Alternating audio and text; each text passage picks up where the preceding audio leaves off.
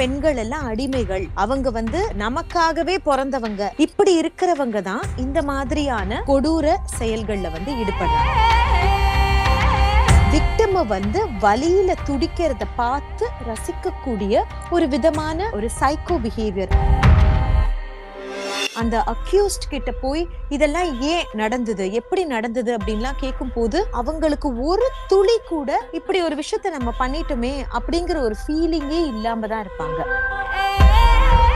இவ்வளவு பெரிய ஒரு இன்சிடென்ட் ஓவர் நைட் இன்ஸ்டிங்க்ட்ல நடக்கிறதுக்கு வாய்ப்பே கிடையாது. நிர்பயா கேஸ் எடுத்துக்கோங்க, இந்த கேஸ் எடுத்துக்கோங்க, எல்லாருமே பல நாளா ஏதோ ஒரு ஆஃபென்ஸ்ல ஈடுபட்டு இருந்தவங்க தான். சாடிஸ்ட் பிஹேவியர் உள்ள ரேபிஸ்ட் வந்து நம்ம சொசைட்டில இருக்காங்கன்றதை நம்ம எப்படி ஐடென்டிஃபை பண்றது? ஓரளவுக்கு அவங்கள ஐடென்டிஃபை பண்ணலாம்.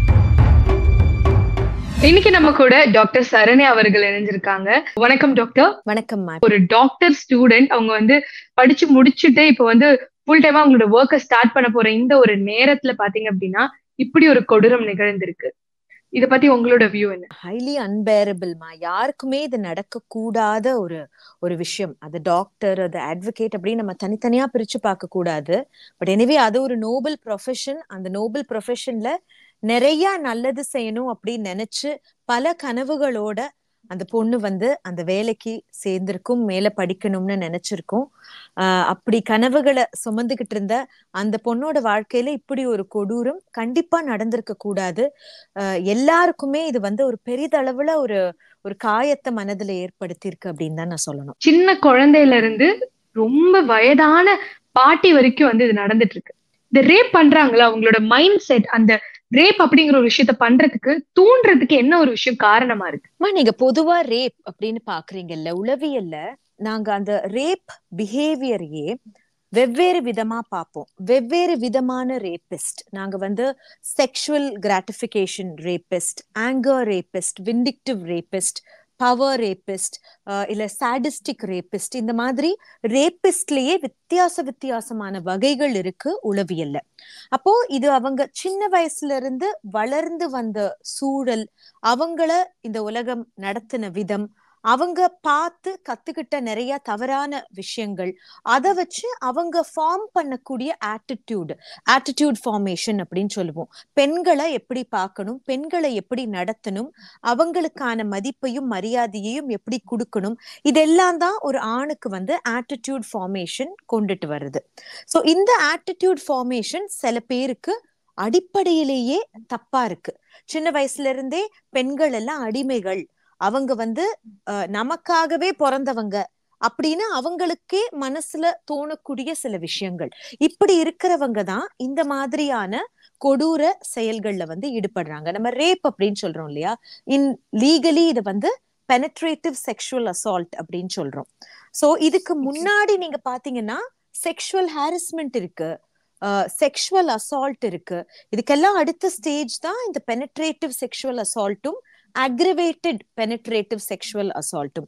இப்ப நிறைய போக்சோ கேசஸ் நான் தமிழ்நாடு மாநில குழந்தை உரிமைகள் பாதுகாப்பு ஆணையத்துல இருந்தப்போ நிறைய போக்சோ கேசஸ் நாங்க வந்து விசாரிச்சிருக்கிறோம். அதுல வந்து நிறைய நேரங்கள்ல அந்த அக்யூஸ்ட் கிட்ட போய் இதெல்லாம் ஏன் நடந்தது, எப்படி நடந்தது அப்படின்லாம் கேட்கும் போது நிறைய நேரங்கள்ல அவங்களுக்கு ஒரு துளி கூட இப்படி ஒரு விஷயத்த நம்ம பண்ணிட்டோமே அப்படிங்கிற ஒரு ஃபீலிங்கே இல்லாம தான் இருப்பாங்க. அப்போ இது தெரியாம நடந்த ஒரு விஷயம் கிடையாது. ரொம்ப நாளாவே இப்படித்தான், இதுல என்ன தப்பு இருக்கு அப்படின்னு அவங்களோட ஆட்டிடியூடும் தாட்டும் இருக்கிறனால நடக்கக்கூடிய தவறுகள் தான். இப்ப நான் சொன்ன மாதிரி எல்லா ரேபிஸ்டுமே இந்த மாதிரி அதிக கொடூரக்காரர்களா இருக்காங்கன்னா கிடையாதுன்னு தான் சொல்லணும். இதுல வேரியஸ் லெவல்ஸ் இருக்கு. சில பேர் வெறும் செக்ஸ் அப்படிங்கிற விஷயத்த மட்டும் தான் எதிர்பார்ப்பாங்க, வேற எதுவும் அவங்க செய்யறது கிடையாது. ஆனா நீங்க டெல்லி நிர்பயா கேஸ் எடுத்துக்கோங்க, இல்ல இந்த கொல்கத்தா கேஸ் எடுத்துக்கோங்க, அதிகமான வயலன்ஸ். அந்த விக்டிம் வந்து வெறும் ரேப்ப மட்டுமே அவங்க கோத்ரூ பண்ணல, அதிகப்படியான தாங்கிக் கொள்ள முடியாத உயிரே போகக்கூடிய அளவுக்கு இருக்கக்கூடிய வயலன்ஸும் அங்க நடந்திருக்கு. அப்ப இவங்கெல்லாம் நார்மல் ரேபிஸ்ட் கணக்குலயே நம்ம கொண்டுட்டு வர முடியாது. இவங்கெல்லாம் இந்த சாடிஸ்டிக் ரேபிஸ்ட் அப்படின்னு சொல்லக்கூடிய விக்டிம வந்து வலியில துடிக்கிறத பார்த்து ரசிக்கக்கூடிய ஒரு விதமான ஒரு சைக்கோ பிஹேவியர் அப்படின்னு தான் நம்ம சொல்லணும். நிறைய பேர் வந்து ரேப் அப்படிங்கிற ஒரு விஷயத்த பண்ணிட்டு அதுக்கப்புறம் தன்னை வந்து சைக்கோன்னு சொல்லி எஸ்கேப் ஆகுறதுக்காக வந்து அந்த டேர்மை யூஸ் பண்றாங்களா அப்படின்னு சொல்லிட்டு. சோ சைக்கோ தான் ரேப் பண்றானா இல்ல ரேப் பண்ணிட்டு தன்னை சைக்கோன்னு அடையாளப்படுத்திக்கிறானா? நாட் ஜஸ்ட் ரேப், எந்த ஒரு தவற செய்யறவரும் ஏன் செய்யறாருன்னா அவருக்கு ஏதோ ஒரு மனநல பாதிப்பு இருக்கிறனால தான் செய்யறாரு. அதனால அவங்க தண்டனையில இருந்து தப்பிக்க முடியுமானா கிடையாது. அவங்க எதனால இந்த தவறு செய்தாங்க, ஒரு மனநல பாதிப்புனால அவங்க செய்ய முடியும். சைக்கோவா இருக்கிறவங்களுக்கு தண்டனை கொடுக்க கூடாதுன்னு எங்கேயும் சட்டம் கிடையாது. அதுக்கு அவங்களுக்கு தண்டனையும் இருக்கும், அந்த தண்டனை காலத்துல அவங்களுக்கு ட்ரீட்மெண்ட் இருக்கும். அதுதானே ஒழிஞ்சு இத சொல்லி அவங்க எஸ்கேப் எல்லாம் ஆக முடியாது. இப்போ நாங்களே சைக்காலஜி படிச்சு கிரிமினல் சைக்காலஜி படிக்கும் போது ஒருவர் ஒரு தவறை ஏன் செய்யறாரு அப்படின்னு எங்களால புரிஞ்சுக்க முடியும். ஆனா அதை நாங்க எக்ஸ்பிளைன் பண்ணும் போது அவரை நாங்க சப்போர்ட் பண்றோம் அப்படிங்கறது அர்த்தம் கிடையாது. அவர் ஏன் அந்த தவறை செய்யறாருன்னு மக்களுக்கு புரியணுங்கிறதுக்காக எக்ஸ்பிளைன் பண்றதுதான். ஆனா அதை வச்சு அவர் நல்லவரு, அவருக்கு வந்து நம்ம தண்டனை கொடுக்க கூடாது, வெளியில விட்டுறணும் அப்படிங்கிறது கிடையாது. அவரவர் செய்த குற்றத்துக்கு வந்து அவருக்கான தண்டனை கண்டிப்பா கிடைக்கணும். இப்போ ஒரு குட்டி பையன் வந்து ஒரு 21 வயசு பையன் ஒரு பெரிய மால்ல இருந்து திருடுறான்னா அதுவும் ஏதோ ஒரு இடத்துல அவனுக்கு மனநலம் பாதிக்கப்பட்டிருக்கிறனால தான் அந்த ஆன்டி சோசியல் பிஹேவியர் ஆகட்டும், அந்த திருட்டு அப்படிங்கிற விஷயமாகட்டும் வர்றதுக்கு வாய்ப்பு இருக்கு. அதனால மனநலம் ஏதோ ஒரு வகையில பாதிக்கப்பட்டா தான் தப்பு செய்வாங்க, அவ்வளவுதான். அதுக்கான கரெக்டான ட்ரீட்மெண்ட் ரீஹாபிலிட்டேஷன் ப்ரொசீஜர் வந்து நம்ம நாட்டுல பெருசா இல்ல அப்படின்னு தான் நான் சொல்லணும். நிறைய பேர் போக்சோ அக்யூஸ்ட், குழந்தைகள் மீது இந்த மாதிரி பாலியல் வன்கொடுமை செய்யறவங்க வந்து நிறைய பேர் இருக்கிறாங்க. ஆனா அவங்களுக்கு தண்டனை கிடைக்குது, நான் இல்லைன்னு சொல்லவே இல்லை. 14 வருஷம் 28 வருஷம் தண்டனை கிடைக்குது.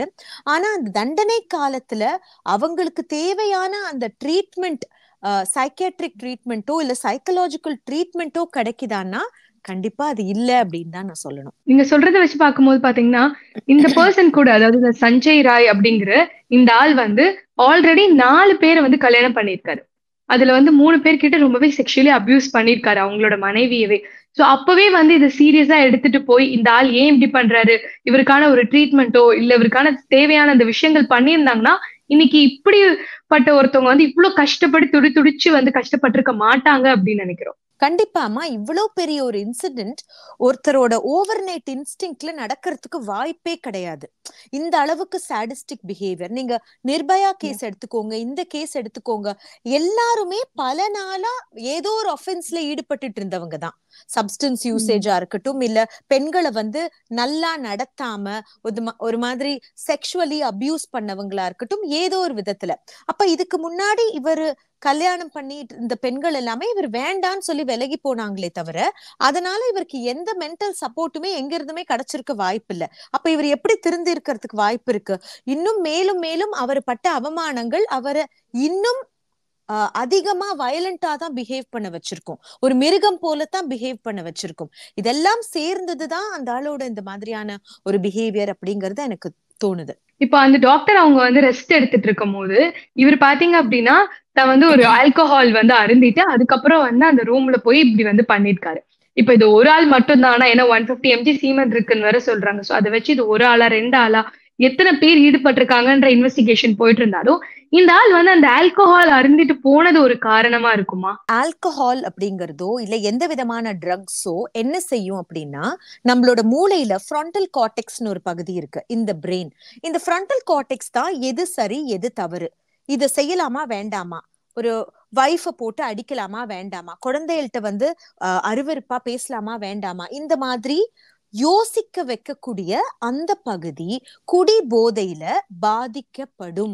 இப்ப நீங்க இவரை விடுங்க, இந்த ரேபிஸ்ட விடுங்க, நார்மலா நம்ம ஊர்லயே ஒருத்தர் குடிக்கிறாருன்னா காலையில மனைவியை போட்டு அவர் அடிக்கிறது கிடையாது.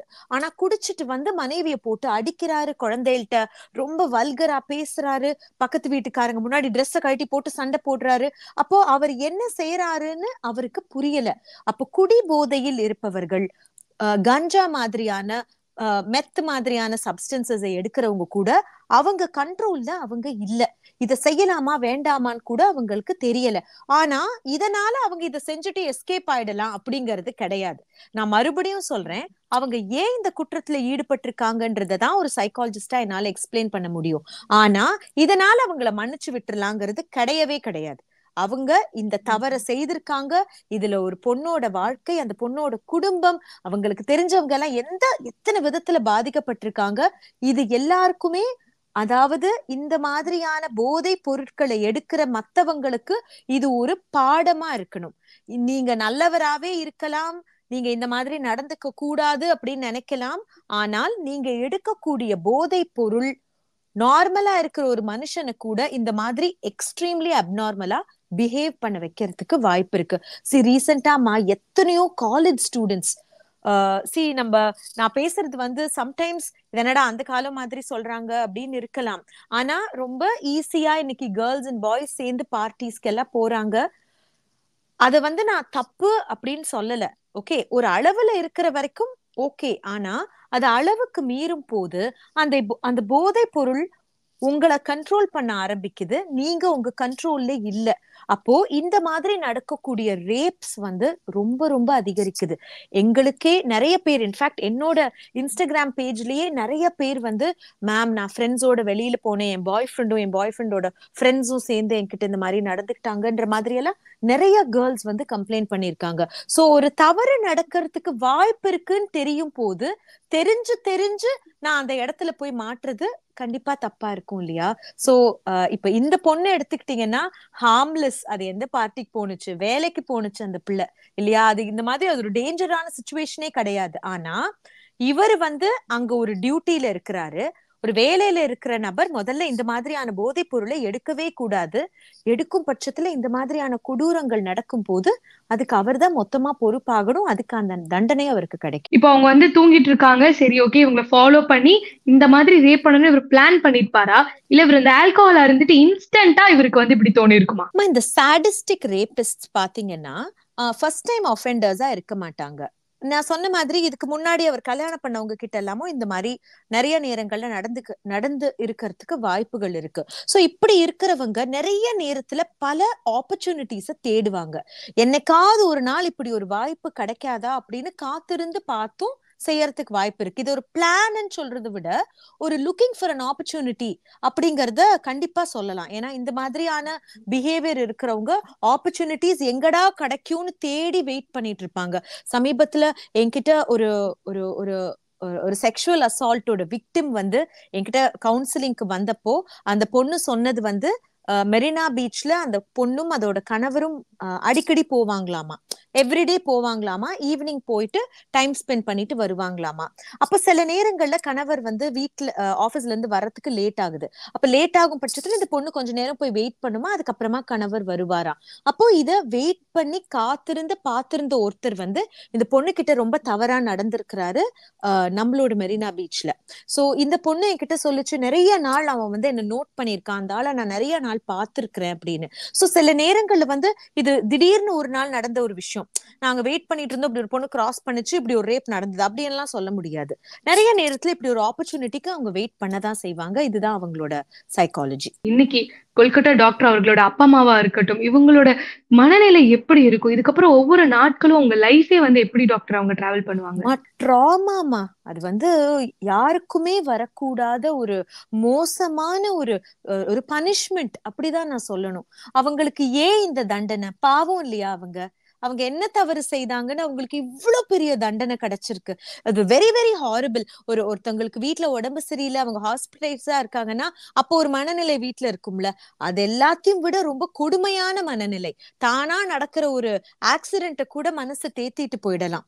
இந்த மாதிரி ஒரு கொடூரனோட ஒரு பிஹேவியர்னால ஒரு ஃபேமிலி பாதிக்கப்படும் போது அவங்களால அதை மன்னிக்கவே முடியாது, மறக்கவும் முடியாது. எப்படி மன்னிக்க முடியும், எப்படி மறக்க முடியும்? அவங்க பொண்ணோட உயிரே போயிடுச்சு இல்லையா? அப்படி இருக்கும் பட்சத்துல எப்படி அவங்களால மன்னிக்க முடியும்? This is heavy drama.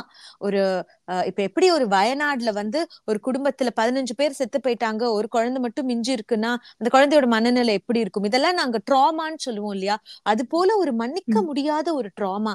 இந்த மாதிரி இருக்கிற விக்டிம்ஸ்க்கு வந்து நாங்க post dramatic stress related counselling கண்டிப்பா கொடுக்கணும். இந்த மாதிரி ஒரு சூழல்ல இருந்து அவங்களை மீண்டு வந்து அவங்களுக்கு பவர் கொடுக்கும் போதுதான் அவங்களால இந்த சூழல்ல இருந்து கண்டிப்பா ஃபுல்லா மீண்டு வர முடியும். சோ இப்ப இந்த மாதிரி நம்மள அட்டாக் பண்ண வராங்கன்னும் போது அந்த மொமெண்ட்ல ஒரு பெண் என்னென்ன விதமா வந்து அவங்கள டிஃபெண்ட் பண்ணிக்கிறதுக்காக என்னென்ன பண்ணுவாங்க? எப்பதான் அவங்க தன்னை சரண்டர் பண்ணுவாங்க? ஃபர்ஸ்ட் வந்து 100% there is shock. அந்த ஷாக்ல இருந்து அவங்க மீள்றதுக்குள்ளேயே கைய மீறி அந்த சிச்சுவேஷன் போயிடும். ஏன்னா நீங்க சொன்ன மாதிரி முடிஞ்ச அளவுக்கு போராடுவாங்க. இது அவங்களோட மானம் சம்பந்தப்பட்ட விஷயம், அவங்க உயிர் சம்பந்தப்பட்ட விஷயம். கண்டிப்பா அவங்கள மீறி ஒரு சக்தி வரும் போராடுறதுக்கு. ஆனா அதையும் மீறி அந்த அக்யூஸ்ட் வந்து பவர்ஃபுல்லா இருக்கும் போது அட் ஒன் பாயிண்ட் அவங்க வந்து in this belief give up பண்றது தவிர அவங்களுக்கும் வேற வழி இல்லை. ஏன்னா அவங்க physically and mentally extremely drained out ஆயிருப்பாங்க. ஒரு பரிதாபமான ஒரு சூழல். இதை நான் அக்செப்ட் பண்றதை தவிர வேற வழியே இல்லை, அவ்வளவுதான் என் வாழ்க்கை இதோட முடிஞ்சுது அப்படிங்கிற மாதிரியான சூழல். நிறைய ரேப் விக்டிம்ஸ்க்கு கவுன்சிலிங் கொடுத்துருக்கேன் அப்படிங்கிற முறையில சொல்லுவேன். அவங்க வந்து எத்தனை வருஷம் ஆனாலும் அந்த நடந்த அந்த இன்சிடென்ட் அவங்களால மறக்கவே முடியாது. சில ரேபிஸ்ட் வந்து வெறும் ரேப், வெறும் செக்ஸ் அப்படிங்கறதோட முடிச்சுட்டு அவங்க வெளியில போயிடுவாங்க. அப்படி இருக்கும் போதே அதையே அவங்களால மறக்க முடியாது. அப்போ இந்த மாதிரியான சாடிஸ்டிக் பிஹேவியர், அதிகமா வலி ஏற்படுத்தக்கூடிய அடி, இல்ல நிறைய ஸ்கிராச்சஸ் பண்றது, இல்ல ஏதாவது பொருளை வச்சு தாக்குறது, கத்தியால குத்துறது, இந்த மாதிரி எல்லாம் செஞ்சா அவங்க பிசிக்கலியும் அவ்வளவுதான், அவங்களால எதுவுமே ஃபைட்டே பண்ண முடியாது இல்லையா? இந்த எக்ஸ்ட்ரீம் சாடிஸ்டிக் பிஹேவியருக்கு அவங்க விக்டிம் தான் ஆகுறாங்க.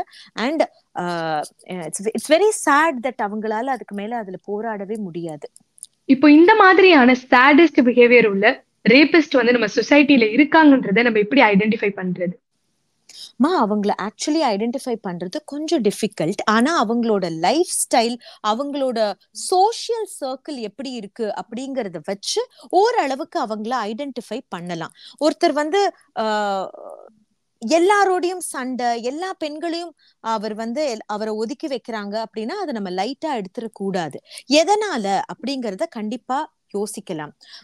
எனிஹவ் இந்த மாதிரி இருக்கக்கூடிய நபர்களுக்கு வந்து இவ்வளவு ஃப்ரீடமோட சுத்தி திரியிறாங்க, பயம் இல்லாம இந்த மாதிரியான குற்றங்கள்ல ஈடுபடுறாங்கன்னா, என்னை பொறுத்த வரைக்கும் நம்ம ஊர்ல டெட்ரன்ஸ் அப்படின்னு சொல்லக்கூடிய அந்த பனிஷ்மெண்ட்டை பார்த்து இருக்கக்கூடிய பயம் இல்ல அப்படின்னு தான் நான் நினைக்கிறேன்.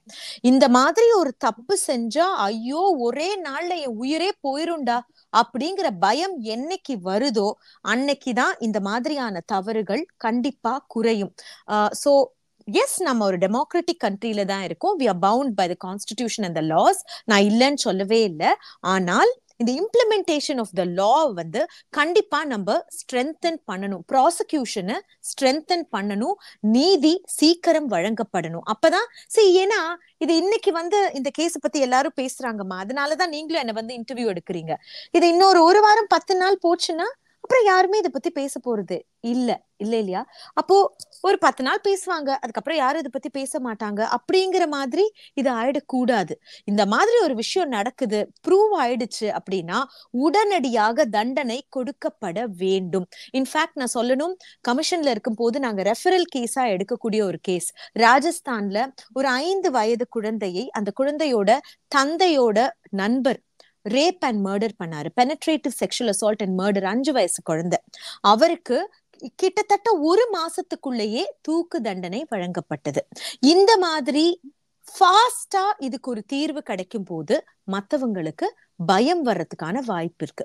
இல்லாட்டி இது இப்படியே போகும், எப்படியோ நம்ம பெயில் வாங்கிடலாம், தப்பிச்சிடலாம் அப்படிங்கிற மாதிரி ஒரு தாட் என்னைக்குமே இருக்கக்கூடாது. லாஸ் எல்லாம் நம்ம ஊர்ல இருக்குங்க, இல்லாம இல்லவே இல்லை. நல்ல நல்ல சட்டங்கள் குழந்தைகளை பாதுகாக்கிறதுக்கு, பெண்களை பாதுகாக்கிறதுக்கு இருக்கு. ஆனா அந்த சட்டங்களுக்கான தீர்வுகள், அதாவது தீர்ப்பு அப்படிங்கிறது ஏதோ ஒரு இடத்துல எவிடன்ஸ் பத்தல, இல்ல ப்ராசிக்யூஷன் ஸ்ட்ரென்தன்டா இல்ல, எவிடன்ஸ் அழிக்கப்பட்டிருக்கு, இந்த மாதிரியான விஷயங்கள்ல வந்து டிலே ஆகுது. அதுதான் தவறு. நான் வந்து யுஏஇ மாதிரி நாடுகள் மாதிரி உடனே கல்லால் அடிச்சு கொல்லுங்கன்னு நம்ம சொல்ல முடியாது. India is a democratic country, we cannot say that here. ஆனா அட்லீஸ்ட் சட்டங்கள்ல இருக்கக்கூடிய தண்டனைகளாவது கூடிய விரைவில் வழங்கப்பட வேண்டும். கொல்கட்டா கேஸ்ல நீங்க சொன்ன மாதிரி ஒரு நல்ல தீர்ப்பு கிடைக்கும், அந்த குற்றவாளிக்கு ஏற்ற அந்த ஒரு பனிஷ்மெண்ட் கண்டிப்பா கிடைக்கும்னு சொல்லி நம்ம நம்புவோம். இன்னைக்கு எங்க கூட இணைஞ்சதற்காக ரொம்ப நன்றி. இந்த டாபிக்கை நீங்க எடுத்து பேசணும்னு நினைச்சதுக்கு தேங்க்யூ சோ மச். எல்லா பெண்களுமே சுதந்திரமாக, சந்தோஷமாக, பாதுகாப்பாக இருக்கணும். அண்ட் இந்த இடத்துல நான் கண்டிப்பா சொல்லணும், எப்பவுமே ஆண்களை மட்டுமே நம்ம குறை சொல்லிக்கிட்டே இருக்கவும் கூடாது. ஏன்னா என்னோட ஃபீல்டுல வந்து நிறைய யங் பாய்ஸையுமே நான் விக்டிம்ஸா பார்த்திருக்கிறேன். லேடிஸ் நிறைய பேர் இந்த மாதிரியான குழந்தைகள்கிட்ட தவறா நடந்துக்கிறதையும் நான் பார்த்திருக்கேன். So it's not a gender related thing. பெரும்பாலான ரேப் கேசஸ் விமெனுக்கு தான் நடக்குது அப்படிங்கிறது தான் உண்மை. ஆனா இந்த செக்ஷுவல் அபியூஸ் அப்படிங்கிறது நிறைய இடங்கள்ல ஆண்களுக்கும் நடக்குது அப்படிங்கறத நான் இங்க பதிவு பண்ண விரும்புறேன். இந்த மாதிரி விஷயங்கள் ஆண்களுக்கா இருக்கட்டும் பெண்களுக்கா இருக்கட்டும் எங்கேயுமே நடக்கக்கூடாது. ஒருவரை ஒருவர் மதிக்க கத்துக்கணும். தேவையில்லாத போதை பழக்கங்களுக்கு யாருமே அடிமையா ஆகக்கூடாது அப்படிங்கறத தாழ்மையா வேண்டி கேட்டுக்கிறேன். இந்த டாபிக்கை நீங்க எடுத்து பேசினதுக்கு ரொம்ப ரொம்ப நன்றி. நன்றி, வணக்கம்.